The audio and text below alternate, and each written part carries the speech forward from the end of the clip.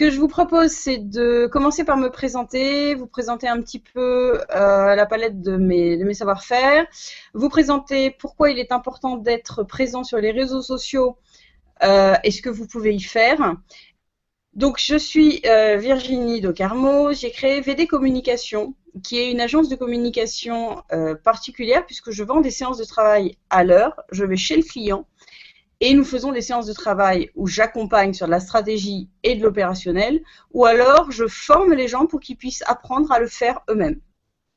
Si vous voulez me connaître plus, vous pouvez aller faire un tour sur vd-communication.fr. J'ai également sur ce site-là une rubrique blog qui vous donne plein d'infos pratiques pour vous débrouiller sur Internet, dans votre quotidien de chef d'entreprise.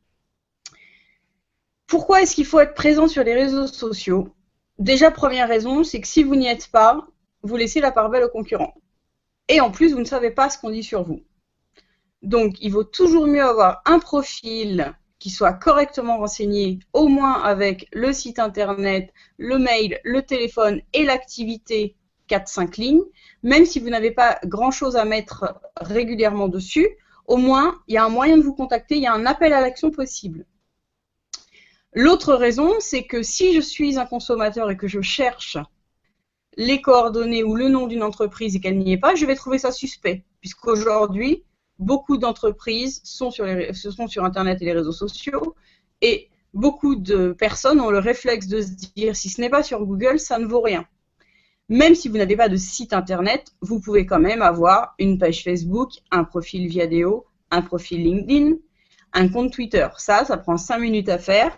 Ça prend 5 minutes à remplir, et au moins, quand on fait une recherche sur vous, on tombe sur quelque chose. Le site internet, c'est plus tard. C'est mieux d'en avoir un, mais ce n'est pas la priorité. On a un site internet quand on a quelque chose à dire, quand on a des choses à remplir dedans, et quand on sait qu'on va le mettre à jour régulièrement. Si ce n'est pas le cas, de toute façon, vous allez vite être déréférencé par Google, parce que si vous ne mettez pas de contenu régulièrement, Google va finalement envoyer de moins en moins de gens vers votre site parce qu'ils considèrent que l'info n'est plus à jour, puisqu'il y a tant de temps qu'elle n'a pas été actualisée. Comment utiliser correctement les hashtags? Si vous voulez faire une recherche, le hashtag va vous permettre de savoir tout ce qui a été publié sur Twitter, même sur des comptes que vous ne suivez pas, avec ce hashtag-là. Pareil, s'il y a des comptes qui ont été utilisés sur Twitter dans la présentation avec ce hashtag-là, vous le verrez. En revanche, ce n'est pas la même chose d'utiliser un hashtag quand on publie soi-même. Donc, si vous publiez, il faut que vous mettiez à la place de votre internaute et que vous vous demandiez quel est le mot-clé qu'il va chercher, qui va faire que je veux qu'il tombe sur mon tweet. Parce que ce tweet-là va renvoyer vers votre site internet ou vers un profil qui présente vos prestations. Est-ce qu'il y a des réseaux sociaux à privilégier ? Tout dépend de l'utilisation que vous avez besoin. Vous avez 3 possibilités, ou c'est pour montrer votre savoir-faire, ou c'est pour trouver des clients, ou c'est pour améliorer votre visibilité. Tout dépend si vous utilisez les réseaux sociaux pour trouver des cibles professionnelles ou particulières, ce qu'on appelle le B2B et le B2C. Donc en fonction de ça, vous aurez certains réseaux sociaux à privilégier, et vous aurez aussi à savoir qu'est-ce que vous allez mettre sur les réseaux sociaux. Vous allez leur demander un avis, vous allez leur demander de cliquer pour aller sur un site, vous allez leur demander d'acheter le produit. Qu'est-ce que vous voulez faire avec les réseaux sociaux? Parce que vous avez normalement une stratégie d'entreprise et les réseaux sociaux ne sont qu'une variante de ce que vous faites déjà en communication traditionnelle. Donc, si on résume un peu les réseaux sociaux, vous avez Facebook, vous avez LinkedIn, vous avez Twitter, vous avez Viadeo, et ensuite vous avez Scoopit qui vous permet de rattacher plein de comptes sur Scoopit, c'est-à-dire que quand je publie sur Scoopit, je publie aussi sur Facebook, sur LinkedIn, sur Twitter. Donc, vous allez, en fonction de votre besoin, rattacher l'un ou l'autre compte et aller sur l'un ou l'autre des réseaux plus régulièrement parce que votre communauté de clients potentiels s'y trouve. Et c'est en testant qu'on sait si ce qu'on a fait sur LinkedIn, Viadeo, Facebook, Twitter donne plus de résultats sur l'un ou l'autre des réseaux. Alors, Stéphanie me demande, c'est uniquement sur Twitter les hashtags? Non, maintenant Facebook s'y est mis, Google Plus s'y est mis. Vous avez aussi Instagram. Instagram n'est utile que si vous êtes très visuel, c'est-à-dire que si vous êtes dans la mode, si vous êtes sur la cuisine, tout ce qui va être image, vous avez intérêt à aller sur Instagram. Le but, toujours pareil, c'est qu'on vous trouve avec des mots-clés quand on ne connaît pas votre pseudo. Stéphanie nous dit, elle les utilise comme mots-clés lors des recherches. Je suis tout à fait d'accord avec vous, Stéphanie, mais vous pouvez aussi vous en servir quand vous publiez des choses sur Facebook et Instagram pour être encore mieux référencé quand on va faire la recherche pour qu'on puisse vous trouver. Céline me demande quel réseau est le meilleur pour communiquer en tant que thérapeute. Je ne peux pas vous répondre comme ça puisque je ne sais pas quelle est votre stratégie d'entreprise et je ne sais pas qui est votre cœur de cible, c'est-à-dire qui sont vos clients idéaux, qu'est-ce que vous proposez. Donc là, c'est plutôt de savoir est-ce que vous avez une cible de professionnel ou de particulier. Natacha me dit, si j'ai bien compris, il faut avoir un objectif particulier sur chaque réseau social. Vous pouvez avoir un objectif commun. Par exemple, sur Facebook et Twitter, ça va être d'animer une communauté de prospects. Ou ça va être demander l'avis pour adapter un produit, créer un produit ou un service qui soit modelé selon les attentes des internautes. Donc cet objectif peut être commun sur Facebook et sur Twitter. Mais vous devrez en avoir un autre sur Viadeo et LinkedIn. Si vous voulez de la visibilité pour une entreprise physique, donc je suppose que c'est une entreprise qui a un magasin, est-ce qu'une page Facebook suffit? Certainement pas, puisqu'aujourd'hui, vous avez la possibilité de référencer votre établissement sur Google Maps et de pouvoir avoir une page Google Business pour que les gens puissent avoir des informations telles que l'adresse précise, les horaires d'ouverture et la géolocalisation et des photos. Sonia me demande si LinkedIn est le meilleur réseau pro. Tout dépend de ce que vous voulez y faire. Sur LinkedIn, si vous n'avez pas quelqu'un en commun ou si vous ne faites pas partie du même groupe que la personne dans les groupes de discussion, son profil n'apparaîtra même pas. Tout dépend donc si votre cible est française ou internationale. Les top managers, les cadres dirigeants à l'international sont plus sur LinkedIn. Alors, Stéphanie dit que les hashtags, c'est son gros point faible. Donc, le but, c'est que vous puissiez savoir que le hashtag, c'est un mot-clé. Devant le mot-clé que vous voulez voir référencé, vous mettez un dièse, c'est-à-dire le Alt GR3. Donc, le hashtag, c'est ni plus ni moins qu'un dièse devant un mot-clé, ce qui permet de référencer correctement le tweet ou le statut qu'on poste pour dire si les gens cherchent ce mot-clé et ce mot-clé, je veux que mon tweet ou mon statut apparaissent. Natacha me demande, est-ce qu'il existe un site qui permet d'identifier plus facilement des groupes de hashtags à utiliser? Et si créer ses propres hashtags, c'est une bonne idée. Des groupes de hashtags à utiliser, vous avez Google Trend, T-R-E-N-D, qui vous permet de savoir quelles sont les recherches faites sur ces mots-clés. Donc après, rien ne vous empêche d'utiliser ces mots-clés avec un hashtag devant. Si vous créez vos propres hashtags, ça peut être une bonne idée, mais c'est une bonne idée quand vous, par exemple, vous organisez un salon ou que vous participez à un salon et que vous voulez que tout le monde communique sous la bannière de DIES, par exemple, SAET 2016, qui est le salon de l'aménagement de l'environnement de travail.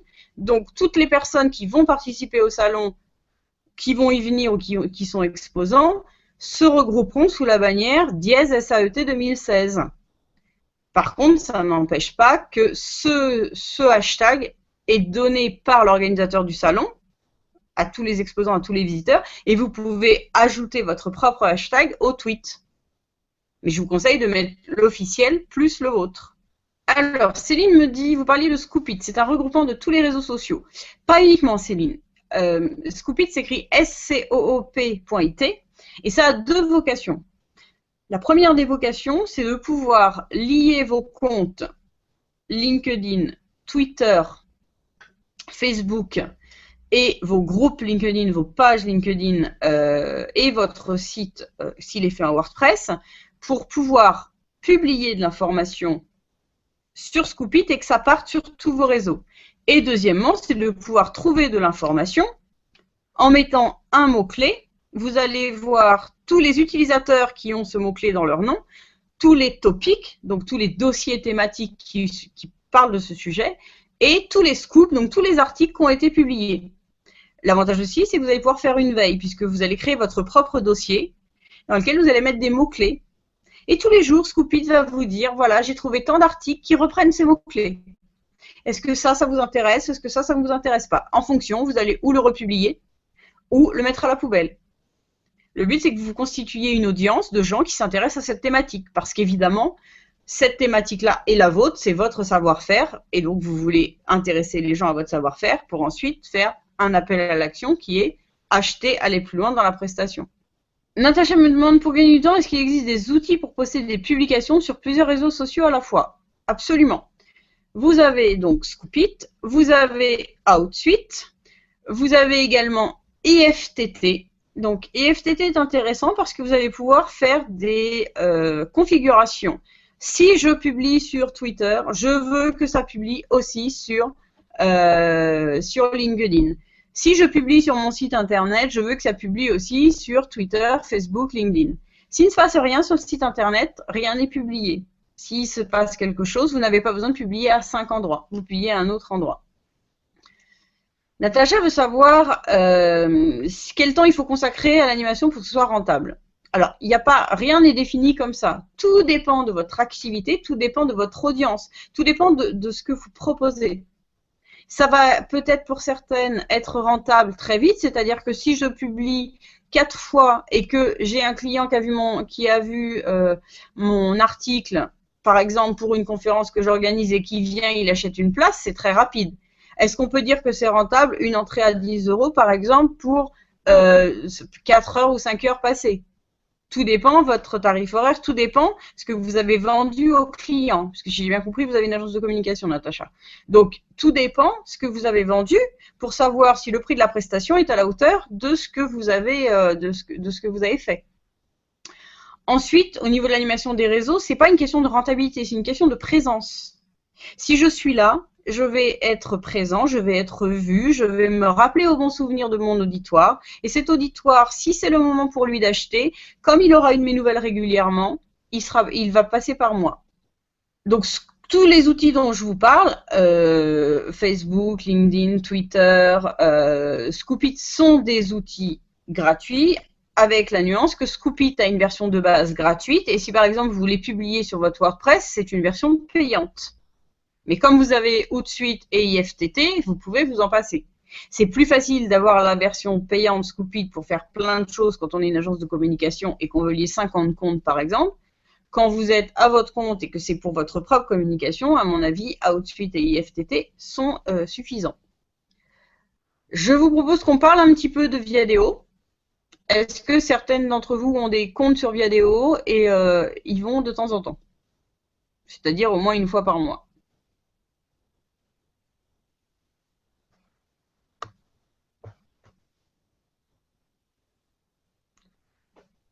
Je vais déjà vous parler un petit peu de Viadeo.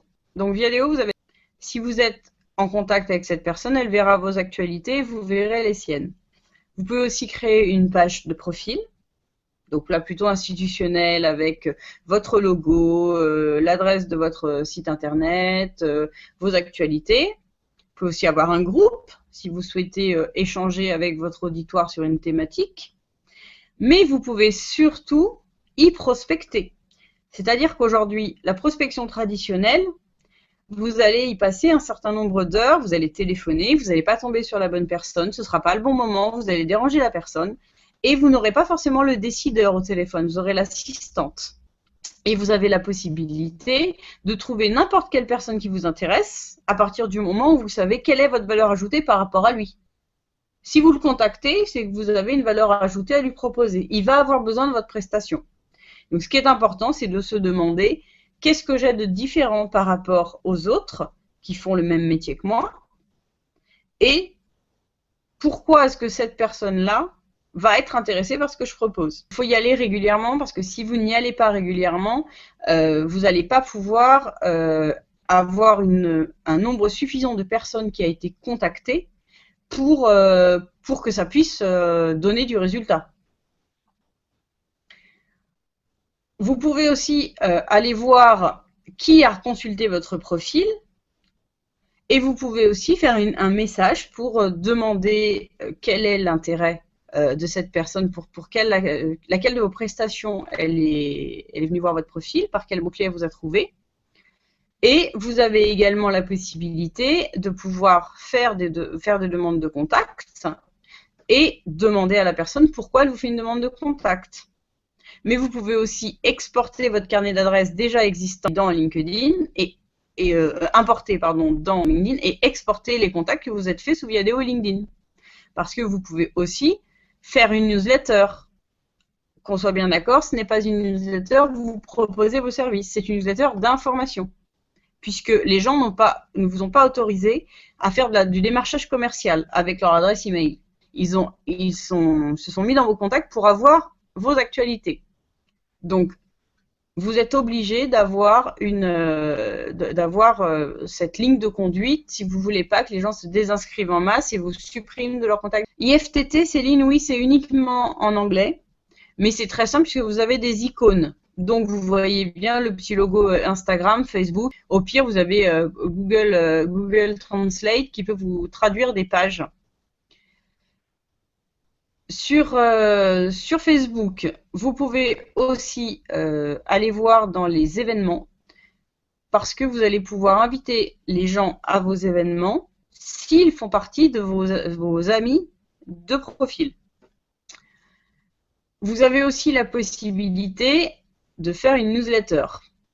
L'intérêt, c'est que vous allez pouvoir mutualiser tous les contacts que vous avez regroupés sur Viadeo, sur LinkedIn, dans votre base de données prospects et clients, et que vous allez pouvoir rassembler tout ça dans un outil d'emailing pour pouvoir avoir des statistiques. Qui ouvre mon mailing? Qui clique dessus? Qui clique sur le lien? Qui rouvre plusieurs fois le mail? Qui, s'est désabonné? Qui a cliqué plus particulièrement sur le site, la page d'accueil du site ou sur une rubrique bien particulière. Et vous allez ensuite pouvoir faire une campagne, par exemple, et l'analyser avec Google Analytics, si vous avez lié, bien sûr, les deux. Effectivement, Céline, le fonctionnement d'IFTT mérite un temps d'apprentissage. C'est tout à fait pour ça que j'ai lancé les séances de travail, pour que les gens fassent, que je leur montre comment faire et qu'ils fassent devant moi pour que je sois sûre qu'ils font bien les bonnes étapes. Mais une fois que vous avez bien eu le process, tout est automatisé et vous n'avez plus rien à faire. Mais effectivement, ça mérite un temps d'apprentissage parce que c'est pas naturel. Mais les réseaux sociaux, le fonctionnement des réseaux sociaux, c'est une autre logique de fonctionnement. Mes clients souvent me disent c'est un nouveau monde qui s'ouvre à moi pour prospecter, pour communiquer, pour créer du lien avec mes clients et mes prospects, pour donner de mes nouvelles. C'est vraiment une autre façon de fonctionner. Stéphanie me demande la pub Facebook qui a plus de vues mais pas beaucoup d'interactions. Alors, tout dépend si vous faites une actualité sponsorisée ou alors si vous faites une publicité pour que les gens aiment la page. Le but est de faire à chaque fois que vous faites une publicité un appel à l'action. Ça peut être de renvoyer par exemple vers votre site internet, vers une page. Par exemple, je travaillais pour un client qui a une salle de sport. Le but était de faire cliquer les gens pour demander votre pass VIP gratuit pour tester une journée en salle de sport. Donc là, il y a un appel à l'action bien clair. Si c'est juste pour devenir fan de la page, les gens ne vont pas le faire. Il faut un appel à l'action clair. Pour être au courant des différentes promotions sur le site d'imprimerie en ligne, cliquez sur j'aime et vous aurez un code de réduction. Vous avez aussi au niveau de Facebook la possibilité de mettre en avant une actualité sponsorisée, c'est-à-dire une actualité que vous avez publiée, qui sera visible d'un certain nombre de personnes qui correspondent à vos critères d'âge, de zone géographique ou de centre d'intérêt, qui ne sont pourtant pas ni fans de votre page, ni dans vos contacts de profil. Christelle me demande sur LinkedIn. Alors, vous avez plein de contacts, mais vous ne savez pas quoi en faire. Déjà, il y a un gros trick qui doit s'imposer, puisque le but, c'est de savoir si ces contacts-là sont dans votre zone géographique et sont un tant soit peu intéressés par ce que vous faites. Est-ce qu'il y a une chance qu'un jour ils achètent? Si c'est dans l'optique que les gens repartagent, s'ils ne vous connaissent pas, ils ne repartageront pas l'information. Donc LinkedIn, le but c'est de se dire, je mets des gens dans mes contacts parce que j'ai l'optique de les mettre ensuite dans une newsletter et de leur donner régulièrement de mes nouvelles. Ou j'ai l'optique de pouvoir publier dans la page d'accueil de LinkedIn et tous mes contacts verront mes actualités. Donc les contacts, ça vous sert ou à faire de l'utilisation pour une newsletter, de faire de la notoriété, ou alors ça vous sert pour donner de vos nouvelles à l'intérieur de LinkedIn à vos contacts.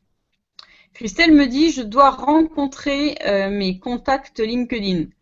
S'ils sont dans une zone géographique proche de la vôtre, effectivement, c'est une meilleure chose, puisqu'ils pourront facilement ensuite repartager vos actualités. Le but des réseaux sociaux, c'est de passer quand même du virtuel au réel. Il y a 2-3 jours, j'étais en soirée business sur le 93.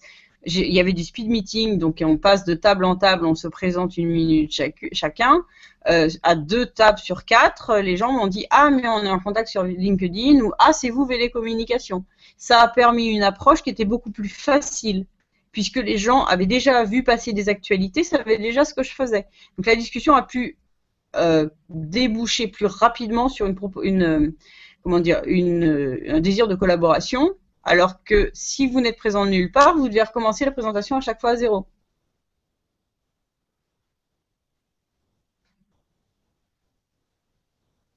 Vous allez susciter leur intérêt, Christelle, en mettant en avant les atouts que vous avez. C'est-à-dire que vous avez créé votre entreprise pour une raison, c'est qu'il n'y avait pas sur le marché ce que vous pensiez que les clients avaient besoin. Donc, vous l'avez créé. À partir de là, vous n'avez pas fait les choses comme les autres. Vous y avez mis une touche personnelle. Vous faites votre métier d'une certaine manière qui vous est propre. Donc, vous allez susciter leur intérêt en leur montrant que votre manière a été pensée pour être le plus adaptée à leurs besoins. Je propose qu'on aborde un petit peu le site internet pour que vous ayez une idée de comment le relier aux réseaux sociaux et quel est l'intérêt. Un internaute va pouvoir vous trouver de 2 manières. Il va pouvoir vous trouver par le moteur de recherche de Google, 95% des recherches actuelles en France. Et vous allez aussi pouvoir relier vos réseaux sociaux pour que les gens, quand ils cliquent sur le bouton, par exemple Facebook, ils arrivent sur votre profil, ils puissent vous faire une demande de contact. Mais vous pouvez aussi utiliser sur votre site internet le bouton « Partager » pour que les gens puissent partager la page ou l'article que vous avez écrit. Ce qui est très important, c'est que vous devez vous mettre à la place de l'internaute. Il a un parcours de navigation à avoir, c'est-à-dire qu'il ne doit pas chercher dans toutes les rubriques l'information. Vous devez lui mettre à disposition. Vous devez l'aider dans la navigation, que ce soit fluide, que ce soit facile pour lui de s'y retrouver, qu'il ait un langage qu'il puisse comprendre. Votre client, il a l'âge de raison, mais il n'a pas la connaissance. Donc, vous vous adressez à lui comme si vous adressiez à un enfant de 7 ans. Vous devez également aussi avoir répondu à toutes les questions suivantes. De quoi on parle? Qui je suis? À qui je m'adresse? Où je suis basé? Quand est-ce que les clients font appel à moi? Pourquoi est-ce que je travaille différemment des autres? Et comment me contacter? Si vous n'avez pas répondu à toutes ces questions, il manque forcément une information essentielle sur votre site internet. Et le site internet, on ne le fait pas une fois et puis après c'est terminé. On va régulièrement mettre de l'information sous forme d'articles. On va régulièrement mettre de la veille sur vos domaines de compétences pour montrer que vous êtes l'expert du domaine. Et vous allez également mettre du texte, puisqu'aujourd'hui, les images sont moins bien reconnues par Google. La vidéo l'est beaucoup parce que YouTube a été racheté il y a 6 ans par Google, donc maintenant ça y est beaucoup. Mais privilégiez beaucoup le texte, privilégiez beaucoup le remplissage de mots-clés, notamment dans WordPress. Et mettez-vous vraiment à la place de votre internaute. Votre internaute, il a besoin de trouver plusieurs informations et vous devez lui faciliter cette information-là. S'il doit chercher plus de 2 clics, il va partir de votre site. Et si vous avez ce qu'on appelle un taux de rebond qui est élevé, c'est-à-dire j'arrive sur le site, je reste moins de 20 ou 30 secondes, vous allez être pénalisé au fur et à mesure par Google. Si vous ne mettez quasiment jamais d'informations, vous allez descendre dans les classements Google et vous allez vous retrouver en 2e, 3e ou 4e page. Christelle me demande comment sonder l'intérêt d'une communauté. Bah, tout simplement en leur posant la question. Vous allez leur poser la question, par exemple, sur un de vos services. Donc, normalement, c'est quelque chose qu'ils ont peut-être besoin si vous avez bien ciblé votre cœur de clientèle. Et vous allez leur poser la question pour savoir qu'est-ce qu'ils pensent, par exemple, de la mise en place de ce service-là. Est-ce qu'ils verraient des fonctionnalités différentes à mettre en place, des services additionnels à mettre en place? Qu'est-ce qu'ils penseraient, par exemple, d'une carte de fidélité si vous vendez des produits? Vous allez co-construire vos produits et vos services avec votre communauté. En tant que professionnel, je vous conseille d'acheter un nom de domaine, c'est 12 € l'année ou 13 € l'année. Et du coup, vous allez pouvoir plus facilement mettre à jour votre site. Vous allez communiquer sur votre marque, ce qu'on appelle le personal branding. Et vous allez pouvoir régulièrement partager sur les réseaux sociaux. Céline me demande comment relie-t-on le site aux réseaux sociaux? Tout dépend sous quoi il fait votre site. Si il a été fait par quelqu'un qui a fait du code, il faudra créer du développement web pour faire cette fonction. Si vous le faites sous WordPress, vous avez un bouton, il faut juste ajouter le widget. Christelle me demande comment identifier les leaders d'opinion ou les influenceurs. Vous avez plusieurs façons. Dans LinkedIn, c'est dans la rubrique Pulse. Dans Twitter, vous allez voir les gens qui sont le plus suivis. Et sur Facebook, vous allez voir au niveau des pages les gens qui ont le plus de fans. Stéphanie dit mon site contient mon blog sur le même nom de domaine. C'est une très bonne chose, Stéphanie, puisque Google ne différencie pas si c'est une rubrique blog, du moment que c'est le même nom de domaine, lui il voit qu'il y a quelque chose qui a bougé. Donc il ne va pas différencier qu'il n'y a que le blog qui a bougé. Donc il va bien vous référencer. Sachant que je vous conseille d'avoir des sites en WordPress qui sont tout à fait adaptés pour l'usage quand on est à son compte et qu'on a juste besoin d'avoir un site qui soit ce qu'on appelle un site vitrine, même si vous le mettez à jour. Et même pour des sites e-commerce qui sont très simples, vous avez une application qui s'appelle WooCommerce qui est très facile à installer et qui vous permet de sécuriser vos échanges bancaires, par exemple, et d'y ajouter un PayPal. Après, quand vous avez besoin d'un processus de commande et que votre base de données client soit reliée et que ce soit très complexe au niveau de la logistique, il faut penser à une solution plus professionnelle. Mais dans un premier temps, vous pouvez tester avec WordPress et à mon avis, ça répond à 98% des besoins de chacune d'entre vous qui êtes présente sur ce webinaire. Le principal, c'est de se dire à chaque fois que je fais quelque chose, je le fais pour mon prospect, pour mon client. Je ne vends pas mes prestations, on me les achète. Donc c'est ça qui est important, c'est vous avez remarqué qu'il y avait un besoin, vous avez créé une entreprise avec une prestation qui répondait à ce besoin, et vous allez aller voir des gens qui ont ce besoin en leur disant j'ai la solution. Pensez toujours à l'aspect fluidité. Vous venez lui apporter une solution à sa problématique. Vous l'avez étudiée bien avant et vous savez que votre solution est différente des autres solutions. Et vous avez des arguments en fonction pour lui dire j'ai mis en place cette solution-là pour telle raison. Regardez, je vais vous montrer mon site pour vous expliquer les appels à l'action. Donc là, vous voyez, j'arrive sur la page d'accueil. J'ai déjà un premier appel à l'action ici. Abonnez-vous à la newsletter pour recevoir les derniers articles parus sur le site. J'ai ensuite un deuxième appel à l'action. Si vous voulez lire le numéro en cours d'Île-de-France News, qui est mon magazine, comme j'ai rassemblé 2 sites internet, Île-de-France News et VD Communication, des gens arrivent sur le site VD Communication dans le seul but de lire le magazine. Donc j'ai fait un appel à l'action.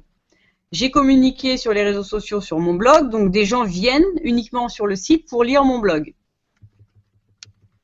Tous les mois, je fais des conférences sur les réseaux sociaux dans le Val d'Oise, donc les gens ont besoin de pouvoir en 2 clics acheter leur entrée.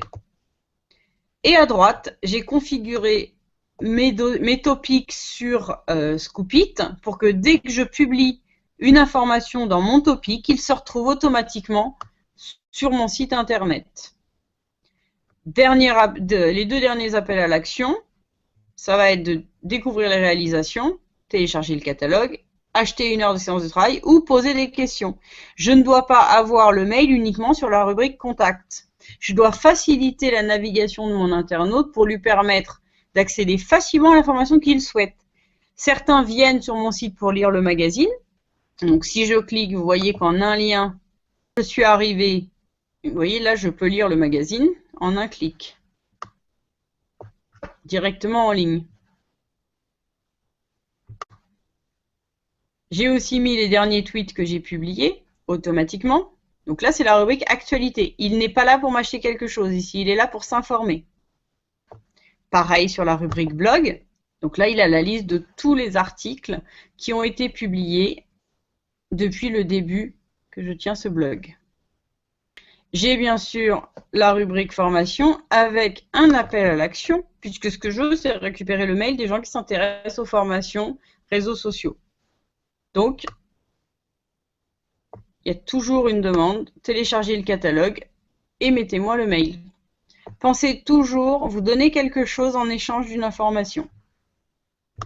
Le but est que vous ayez compris pourquoi est-ce que vous devez y être, même si vous n'y êtes pas beaucoup, vous devez y être un minimum. Ne serait-ce que pour qu'on sache que vous existez et que les concurrents ne sont pas les seuls présents sur Internet et notamment sur Google. Quand on cherche, on a tendance à penser que ce qui n'est pas sur Google n'existe pas. C'est pour ça qu'avec mes clients, la plupart du temps, on commence par de la stratégie. Parce que c'est normal, quand on est une toute petite boîte, on se lance comme ça et on communique. Sauf qu'une fois que vous avez communiqué sur Internet, les choses sont figées dans le marbre et Google vous référence et on n'a pas deux fois l'occasion de faire bonne impression. Donc, il ne faut pas faire n'importe quoi. Là, je vous ai montré des choses dont vous pouvez vous inspirer. Mais sachez que quand vous faites quelque chose sur les réseaux sociaux et sur Internet, c'est indexé pour toujours. Ou alors, il faut que vous publiez ensuite peut-être 50 ou 60 autres choses ou 100 choses pour que vous arriviez en page 2 ou 3, mais vous serez toujours visible. Les gens, s'ils veulent trouver cette information-là que vous avez publiée un jour, ils vont toujours vous trouver. Donc, c'est mieux de se faire accompagner par un professionnel pour la mise en place. Maintenant, vous avez mon site internet, vous pouvez suivre mes actualités, vous pouvez mettre des j'aime, vous pouvez mettre des commentaires sur les publications que je fais, me dire un petit coucou sur les réseaux sociaux.